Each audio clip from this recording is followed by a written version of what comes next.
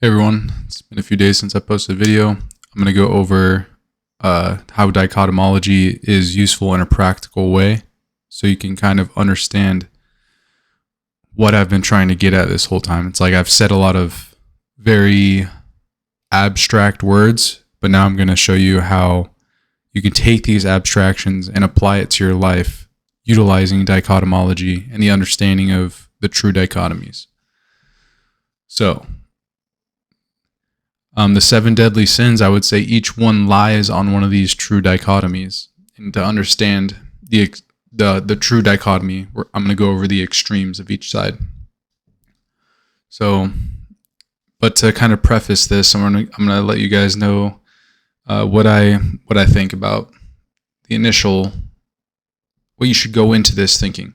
So if you prioritize love, relationships, and willingness to engage in reciprocal cooperation, while taking antecedents are what becomes before something. So you have to take what goes into something into account. It's kind of like, rather than just achieving the ends by any means necessary, you have to make sure you know what you're doing by achieving those ends. It's like, if I wanted to get rid of malaria, but I did it by killing every single mosquito, it's like, well, I don't know if that's a good idea. Like, yeah, you do something good at the end, but in the beginning, like getting rid of all the mosquitoes will decimate entire, environments and change the dynamic of that entire environment, and many species will suffer as a result until it regains its equilibrium. So we're gonna go over one at a time. So the first deadly sin is lust. So in lust, you have an uncontrolled desire for physical pleasure. It's more obvious as being a bad thing, right? So on the end of an extreme of the deadly sin, it's much easier to say this is bad rather than chastity is bad. But I would argue that the extreme end of the other end of lust is also not healthy or good for people. And this is what I advocate for, is this equilibrium or balance. But I also advocate for people to go on these adventures, and I wouldn't say like engage in complete lust, but kind of, fall into love with people and try to figure out like what makes you tick. Like, as if you never fall in love, you'll never understand it. You'll never go on those adventures. But it's not to say that you shouldn't do so in a religious way. Like, you need to approach it in a slow and methodical way. Get to know somebody before you trust them, and don't trust them, or don't engage in physical pleasure with them unless you trust them and they're reliable. And then, eventually you should be seeking to get married to them and form that, everlasting bond that will last forever. Okay, so lust is uncontrolled desire for physical pleasure. This is more obviously bad. It leads to disease of the mind and the body. So your mind can be just as diseased as your body as a result of pure lust. You can get obviously venereal diseases.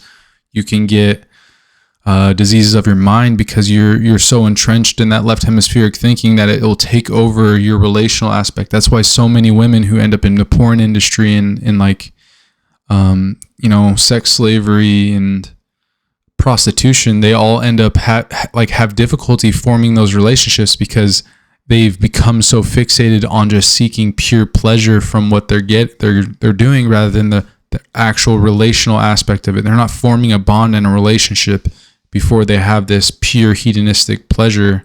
It's just all that. So that's all it's about. And then when they associate that, they can no longer form these bonds with people. So this is how that happens. And then you have chastity. So chastity would be the complete absence of any sexual activity. This includes kissing, anything that we would think of as like bond forming. So that's massaging, tickling, anything that engages in a physical action with another that we would consider either grooming,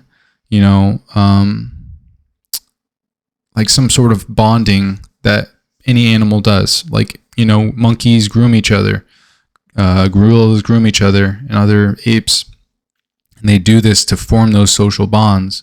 So yes, it's pleasurable in a way, but the meaning of it is for them to engage in this for the sake of building those bonds. So they're not just getting the pleasure, they're getting the pleasure because it's building that relationship. So in the complete absence of sexual activity, you don't learn how to form these bonds and you become deficient. That's why a lot of like pure religious, like I would say like fundamentalists, they don't engage in any form of this at all. And then, up until they're married, and then they realize like maybe this isn't like what I wanted, like maybe this isn't, I don't know. Maybe they didn't form the bond the way that they felt like they should have. And,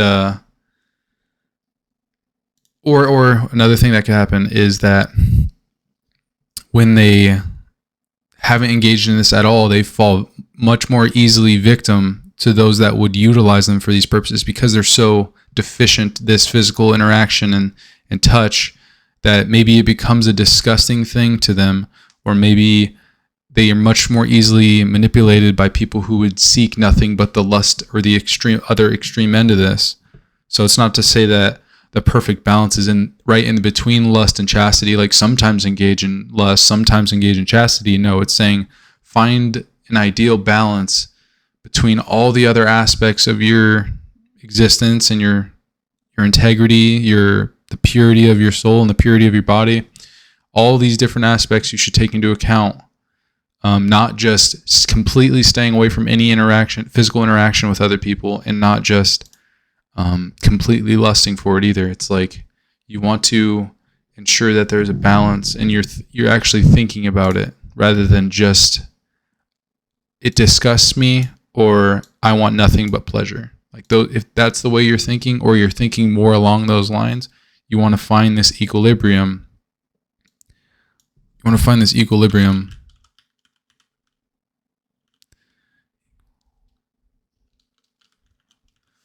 So the equilibrium lies in temperance.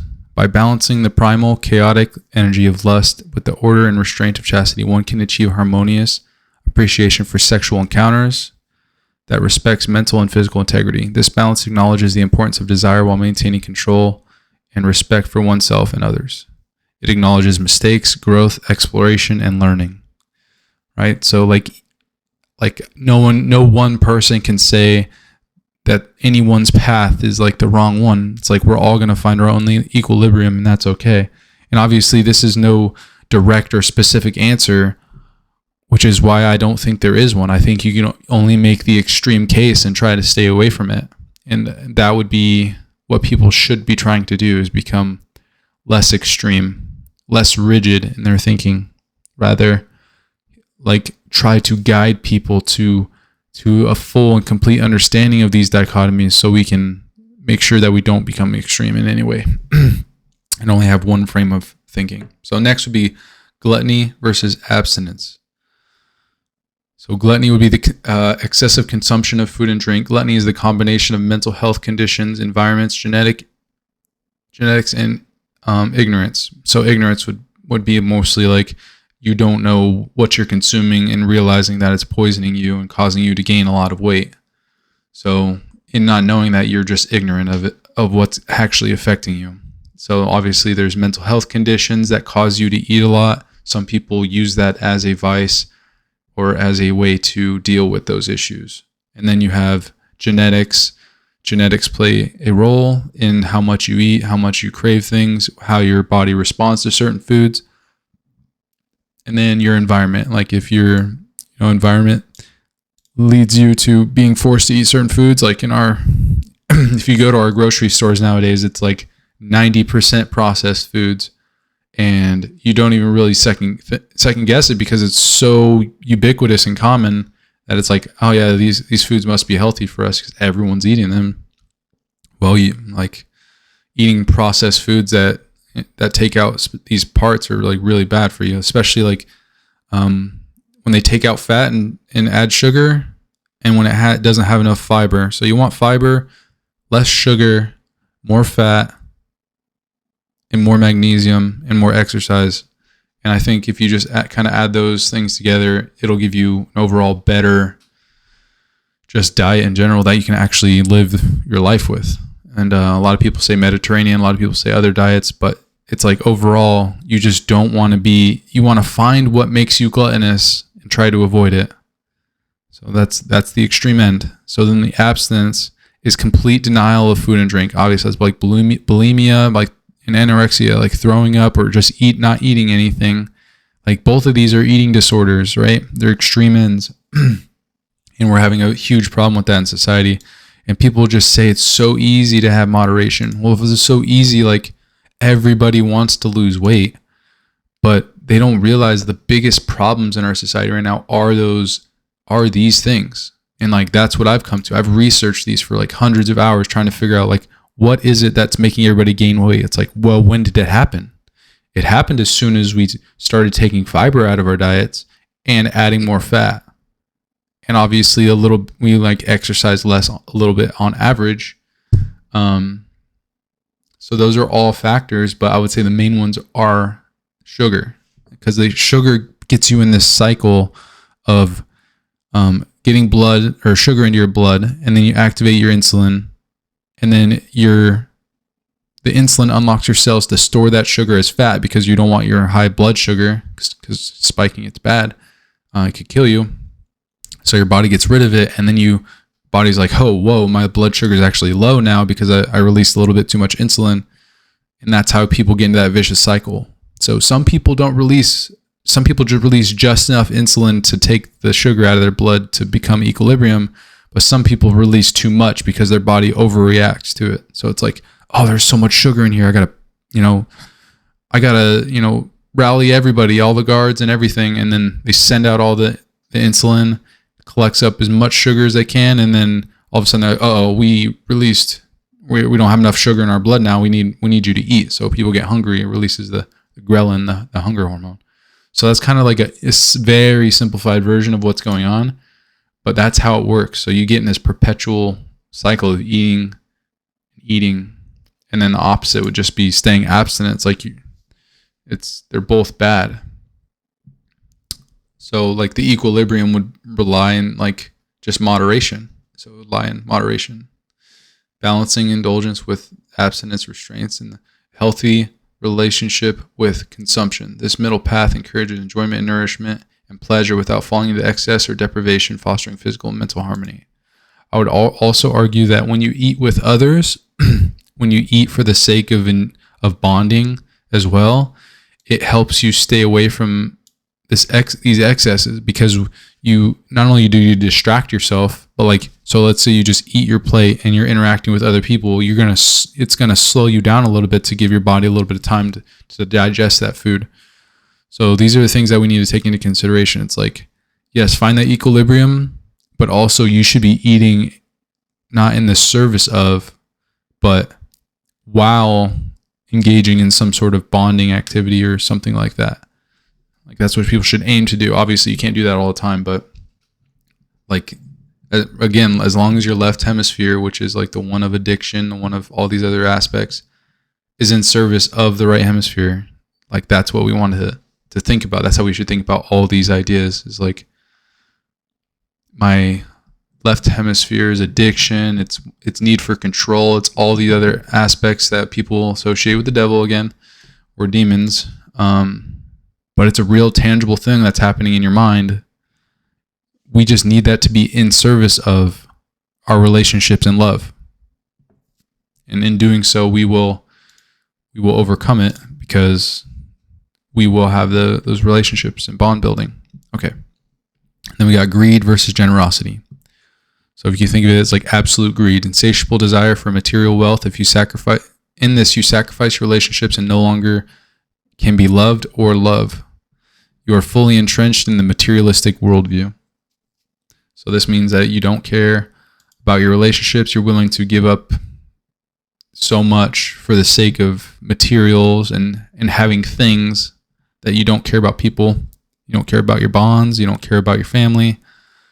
And that's why so many rich people have problems with love, and like they get divorced at such a high rate, is because they lack this ability to form these significant bonds with each other, or prioritize that, because obviously what got them there, like what got you to having so much wealth, was a very insistent desire to either gain wealth, or you ignoring that aspect allowed wealth to overtake you along the way. Because a lot of people these days get wealth without having actually done much besides entertainment. Especially on YouTube these days, like there's YouTube millionaires that are 18 years old. They don't understand what's actually happening to them. They don't understand like how to deal with all this excess money, and it's going to eat their soul because they're not going to feel like they earned it. Like, what did I do? I didn't really even do anything. I just entertained people and talked on a video for like an hour a week, and like somehow it's giving millions of views. So that's kind of my view on greed. And then absolute generosity is the selfless giving of one's resources. There's no room for you involved to ensure your survival. It's extreme altruistic in nature, but in sacrificing yourself, you fall victim to the psychopaths and the sociopaths. So like if we were all like this, besides one person, that one person would eat everything. They would take over completely, and there would be nothing left for us. So generosity is good as long as you're balancing it with things that people that you care about and things that you care about. So it's not like give generously to anybody, anytime, anywhere. It's first gauge the situation, understand what you're being generous towards, because what you're rewarding is what you're going to get in reality. So like you can think of how people are rewarding like players, or like people who are just purely lustful. Like a lot of women are rewarding men that are like that these days because they see it as like confidence and competence, but it's a false bravado of the dark tetrad traits, which are like, you know, Machiavellian types, the psychopaths, the sociopaths, all those things. That's what they're rewarding, and that's what you're going to get more of in our society. So, and I think it's really bad, and that would be the opposite. So like in them being generous to these type of people and not selecting carefully for what they are generous towards, it leads them to bad outcomes. So we have to be selective of what we are generous with and for. So that would be the balance between the two, is like don't be greedy, and make sure that wealth that you acquire is in the name of helping other people, build your relationships. I wouldn't say build, but maintain relationships, because you shouldn't just build it purely on greed. That'd be bad, or like just on the idea of money. But definitely the people that you care about, the people that you know are good, try to give to them, try to invest in them, especially if they're trying to aim at something good. It's like not like you throw money at someone like, here, for me, our relationship being good, here's this amount of money. It's like, oh man, I'm really trying to go to school for this. Well, if I'm able to help you achieve that, like I'm going to like pitch in a little bit, because that is a good goal, and that's going to better your life, let you go on an adventure. And that's beautiful, right? Like we want people to do that. People go on adventures in their life and not just be stuck working at McDonald's their whole lives. We want them to go on an adventure that leads them to success and a betterment in their own lives and other people's lives. So the equilibrium between these two would be a responsible and fair management of your resources. Again, being selective of who you invest in, what you invest in, especially time and your money. This equilibrium respects personal ambition and ensuring that wealth benefits the larger community, promoting social harmony and personal fulfillment. Okay, next we have sloth and diligence. So sloth is the avoidance of physical or mental work. So obviously we have our baseline that's happening, our baseline metabolic rate, which is happening subconsciously. Like we have no control over that. So that you can't have the extreme end again. So that's kind of like how it like none of these can you have an extreme. You can only have, you can only rationalize the extreme, which would be like pure lust or pure greed, etc. but like we can only think about what that person would look like because there's no one that looks like that in reality, unless they've like had severe brain damage or something like that, because most of us take more than one thing into account, or else we'll just fall apart. So sloth versus diligence. You can't really have that extreme end, but that is the, again, rationalization. But there's people out there that just don't want to do anything. They don't want to learn. They don't want to educate. They don't want to utilize any of the things, any of the gifts that God or reality gave them, evolution gave them, whatever you believe gave them these things. Like if they don't utilize it, then they're really just, it's a detriment to everyone, because like there's so much good that each person is capable of. And if they don't at least try or put in an earnest effort, which is what we should be doing, right? Then it's kind of like it's bad. So then there's diligence, which is persistent and earnest effort. And I would describe it more as like I'm trying to find an extreme version of the other end of sloth, which is more like extreme workaholic or something like that. It's like someone who does nothing but work all the time. They take nothing else into account. They don't consider anything else. And that's probably what it just workaholic doesn't sound like an actual word, like a philosophical word or anything like that, but I guess it's fine. I could put workaholic here instead. So it's just like persistent effort.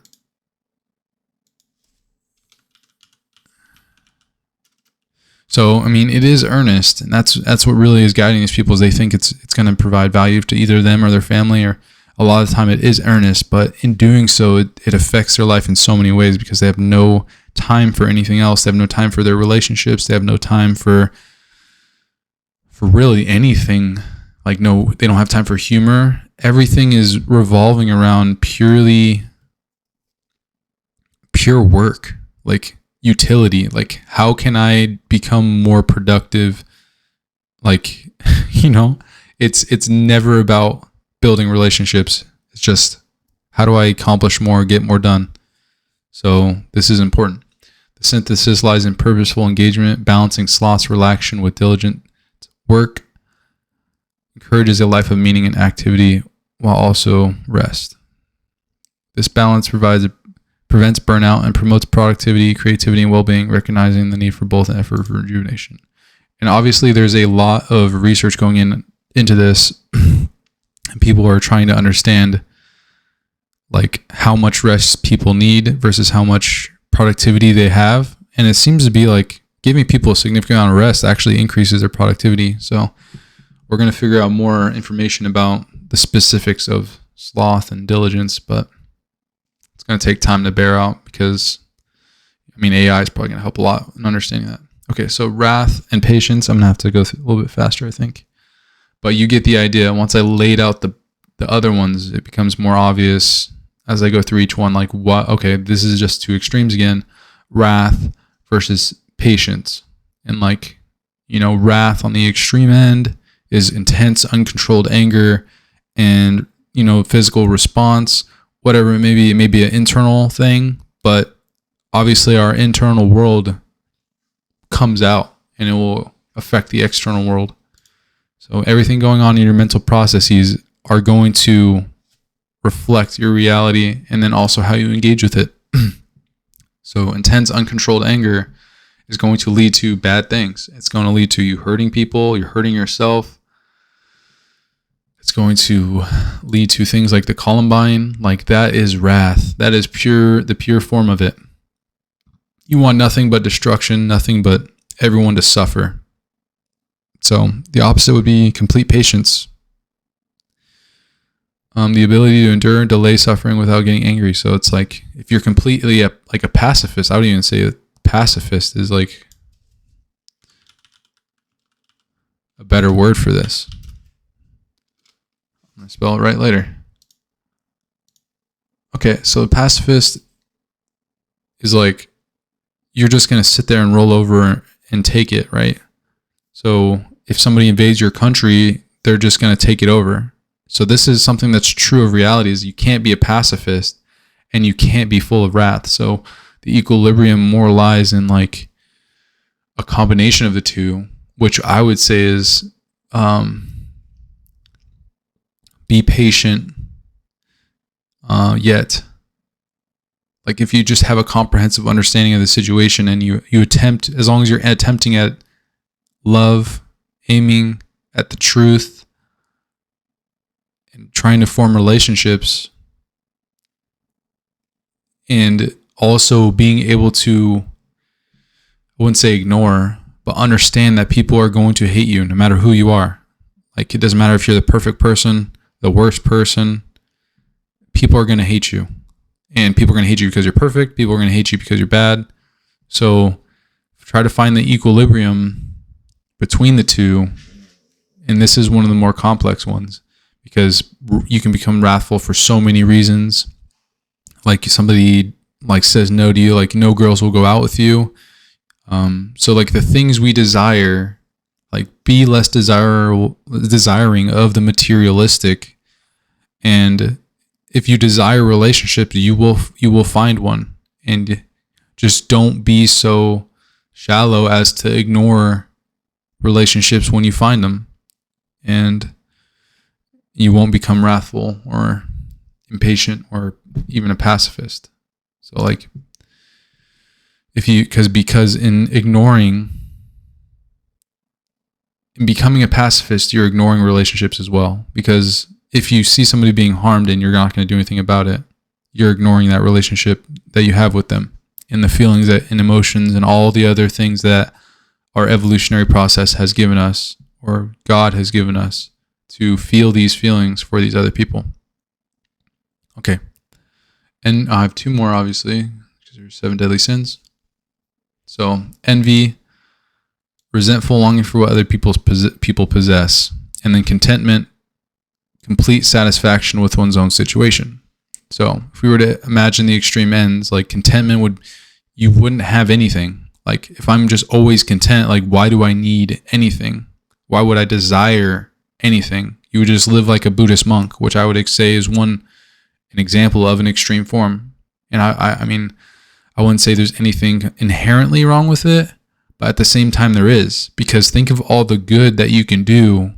Look around us in the United States. Like, yes, we're partially materialistic and we're heading down that direction, but in having somewhat of a materialistic mindset, it's okay, because we create things that help people. And like, you can't do that if you're a Buddhist monk. You can't create like transportation. You can't create medicine. You can't create all the things that have come of truth seeking in the United States. And like, you can't come up with that if we're all Buddhists. So that's what contentment would bring, is complete contentment.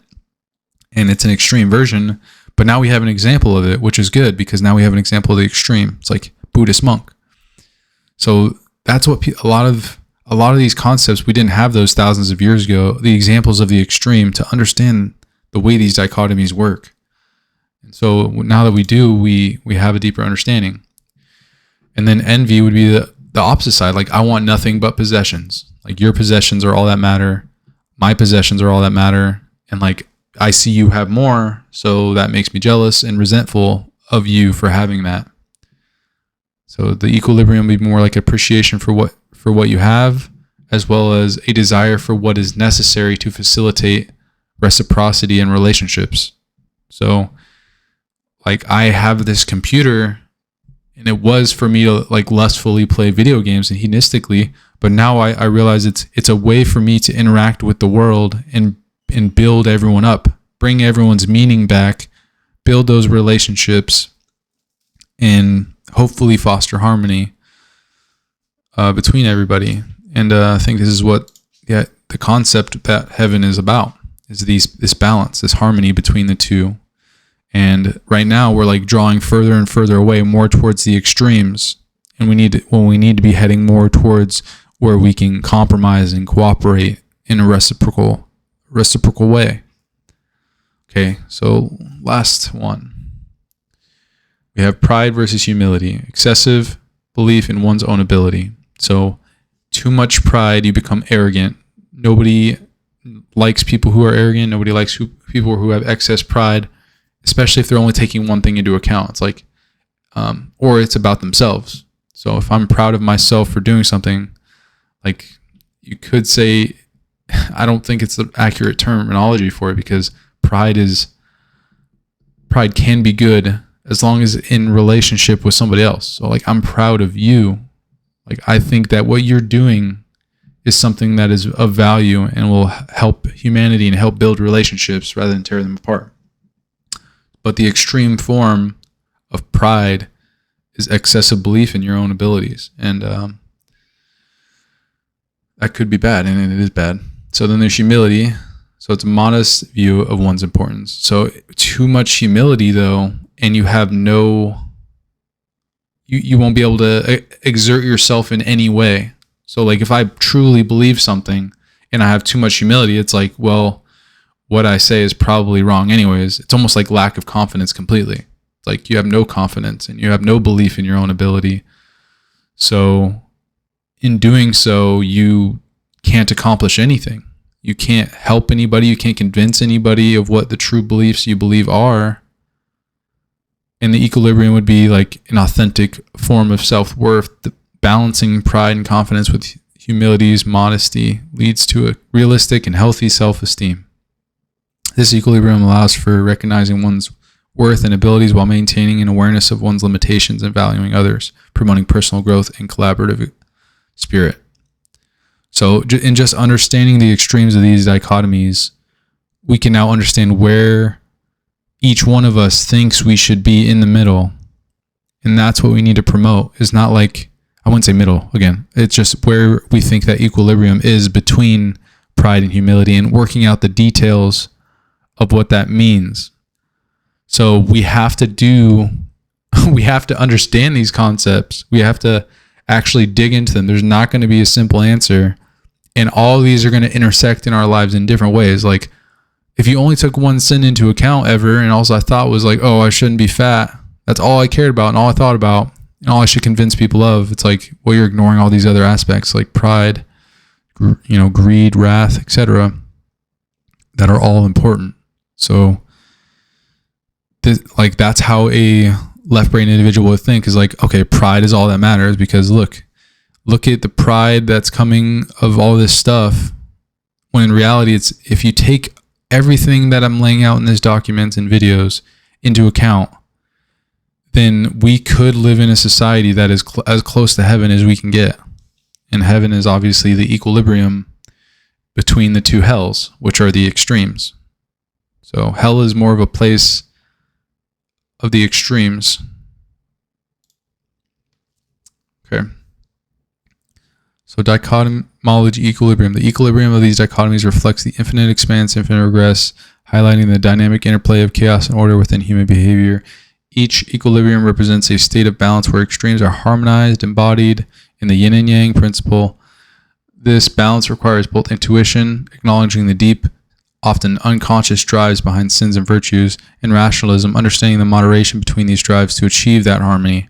So see, rationalism, that left hemisphere, very important, because yes, the right hemisphere understands how the dichotomy looks, but it cannot help you come to conclusions about where you should try to be in that equilibrium. Like, where should I rationalize that point? Where should I try to sit along the spectrum of good and evil, lust and, pride and humility, etc., etc.? Where should I try to be? And that is up to each individual to find that equilibrium over your lifetime. So if we're looking for that equilibrium, don't have too much pride, don't have too much humility. And these are the principles that I think people should live by, that will prevent them from becoming extreme, because that's all I see in today's society is people becoming more and more extreme. And by embracing both sides, we can navigate the complexity of human nature, achieving personal growth and societal well-being.